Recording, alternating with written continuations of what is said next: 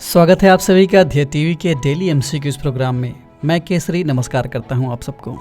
बिना देर किए हुए शुरुआत करते हैं आज के एमसीक्यूज का और लेते हैं सबसे पहला प्रश्न। काला सागर के चारों ओर स्थित देशों के संबंध में निम्नलिखित में से घड़ी की सुइयों के दिशा के अनुरूप देशों की सही अवस्थिति कौन सी है?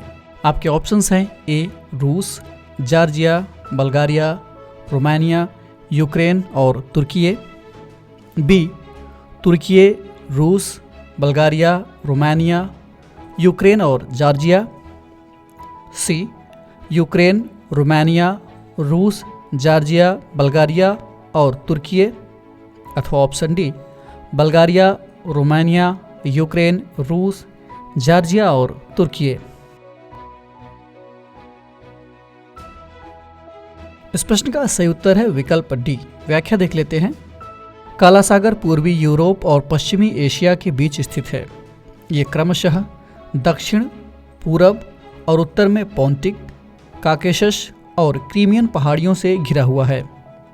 काला सागर कर्च जलडमरू मध्य द्वारा यानी इसके जरिए इसके माध्यम से अजोव सागर से भी जुड़ा हुआ है। काला सागर के सीमावर्ती देश हैं रूस, यूक्रेन, जॉर्जिया, तुर्की, बल्गारिया और रोमानिया। इन नामों को याद रखने की ट्रिक है टी बर्गर। बर्गर की स्पेलिंग BRGUR यहाँ पे है।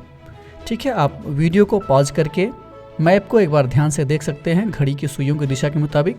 काला सागर क्षेत्र का अद्वितीय भूगोल रूस को कई भू राजनीतिक लाभ प्रदान करता है, यानी इसका काफ़ी स्ट्रेटेजिकल इंपॉर्टेंस है रूस के लिए। अगर रूस के लिए है तो भाई इंटरनेशनल पॉलिटिक्स में अमेरिका का इंटरफेयर होना स्वाभाविक है। वहीं इसके आसपास स्थित ज़्यादातर देश जो हैं वो नाटो देश हैं और अमेरिका यहाँ अपनी नज़र गड़ाए हुए है। अमेरिका इस इलाके की ड्रोन द्वारा निगरानी कर रहा था। अभी हाल ही में रूस ने अमेरिकी ड्रोन को मार गिराया। इसके बाद अमेरिका ने फिर से दोबारा ड्रोन के जरिए इस काला सागर क्षेत्र की निगरानी शुरू कर दी है। लेते हैं दूसरा सवाल। एशियाई शेरों के संबंध में निम्नलिखित में कौन सा अथवा कौन से कथन सत्य हैं? पहला, IUCN के रेड लिस्ट में ये लुप्तप्राय श्रेणी में आते हैं। दूसरा, इनके संरक्षण के लिए केंद्रीय पर्यावरण मंत्रालय द्वारा एशियाई शेर संरक्षण परियोजना शुरू की गई थी। आपके ऑप्शंस हैं ए केवल 1, बी केवल 2, सी 1 और 2 दोनों अथवा ऑप्शन डी इनमें से कोई नहीं।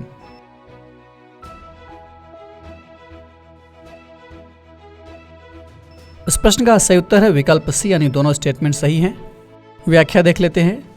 गुजरात राज्य सरकार 40 एशियाई शेरों को बरदा वन्यजीव अभयारण्य में स्थानांतरित यानी ट्रांसफर करने की योजना बना रही है, जो गिर वन राष्ट्रीय उद्यान से लगभग 100 किलोमीटर की दूरी पर स्थित है।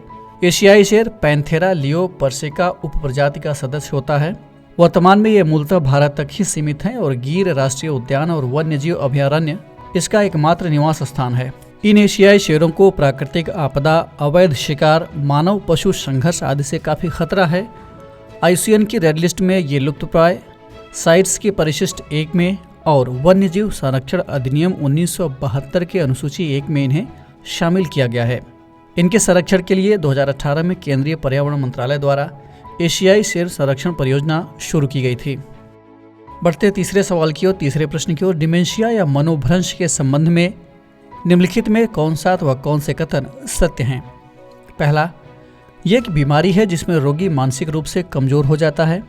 दूसरा, इसमें रोगी की चेतना बुरी तरह से प्रभावित होती है। आपके ऑप्शंस हैं ए केवल 1, बी केवल 2, सी 1 और 2 दोनों अथवा ऑप्शन डी इनमें से कोई नहीं।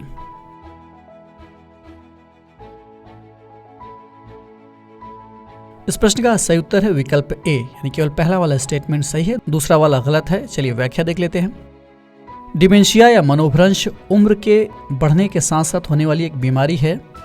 ये एक ऐसी समस्या है जिसमें बीमार व्यक्ति मानसिक रूप से कमजोर हो जाता है। ये स्मृति यानी मेमोरी, सोच, समझ, गणना, सीखने की क्षमता, भाषा और निर्णय लेने की क्षमता को प्रभावित करता है। हालांकि इसमें चेतना प्रभावित नहीं होती है। जब मस्तिष्क की कोशिकाएं क्षतिग्रस्त हो जाती हैं तो मनोभ्रंश की स्थिति उत्पन्न हो सकती है। ये सिर में चोट, स्ट्रोक, ब्रेन ट्यूमर या HIV संक्रमण के कारण हो सकता है। WHO के मुताबिक वर्तमान में दुनिया भर में 5.5 करोड़ से अधिक लोग डिमेंशिया से पीड़ित हैं और हर साल लगभग 1 करोड़ नए मामले सामने आ रहे हैं। अभी हाल ही में एक शोध किया गया कि फुटबॉल खिलाड़ियों को डिमेंशिया का खतरा ज़्यादा है। बढ़ते हैं फोर्थ क्वेश्चन की ओर। ऑक्सफोर्ड यूनियन के संबंध में निम्नलिखित में कौन सा कथन असत्य है, यानी आपको गलत कथन आइडेंटिफाई करना है। ए, ऑक्सफोर्ड यूनियन सोसाइटी को ही आमतौर पर ऑक्सफोर्ड यूनियन के रूप में जाना जाता है। बी, ऑक्सफोर्ड यूनिवर्सिटी छात्र संघ ही ऑक्सफोर्ड यूनियन है। सी, ये इंग्लैंड के ऑक्सफोर्ड शहर में स्थित एक डिबेटिंग सोसाइटी है। अथवा ऑप्शन डी, इसके ज़्यादातर सदस्य ऑक्सफोर्ड विश्वविद्यालय से ही होते हैं।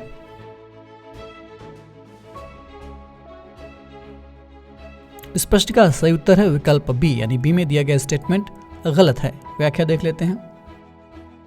ऑक्सफोर्ड यूनियन सोसाइटी, जिसे आमतौर पर ऑक्सफोर्ड यूनियन के रूप में जाना जाता है, इंग्लैंड के ऑक्सफोर्ड शहर में स्थित एक डिबेटिंग सोसाइटी है। इसके ज़्यादातर सदस्य ऑक्सफोर्ड विश्वविद्यालय से ही होते हैं। 1823 में स्थापित ये ब्रिटेन के सबसे पुराने विश्वविद्यालय यूनियन में से एक है और छात्रों के दुनिया के सबसे प्रतिष्ठित निजी यूनियंस में से एक है। ऑक्सफोर्ड यूनियन विश्वविद्यालय का स्वतंत्र अस्तित्व है और ये ऑक्सफोर्ड यूनिवर्सिटी छात्र संघ से अलग है। हाल ही में ऑक्सफोर्ड यूनियन ने वरुण गांधी को एक डिबेट के लिए बुलाया था, जिसमें वरुण ने शामिल होने से मना कर दिया। इसके बाद से यह संस्था सुर्खियों में आ गई थी। बढ़ते हैं आज के इस कार्यक्रम के अंतिम प्रश्न की ओर, यानी 5वें प्रश्न की ओर। पीएम मित्र योजना के संबंध में निम्नलिखित में कौन सा अथवा कौन से कथन सत्य हैं। पहला, ये भारत में वस्त्रोद्योग को बढ़ावा देने के लिए शुरू किया जाएगा, यानी शुरू किया गया है इसे। दूसरा, इसके तहत एक इंटीग्रेटेड टेक्सटाइल वैल्यू चेन बनाने की बात कही गई है। तीसरा, इसके तहत प्रत्येक राज्य में एक टेक्सटाइल पार्क बनाया जाना है। आपके विकल्प हैं ए, केवल 1 और 2, बी, केवल 2 और 3, सी, केवल 1 और 3, अथवा ऑप्शन डी, 1, 2 और 3।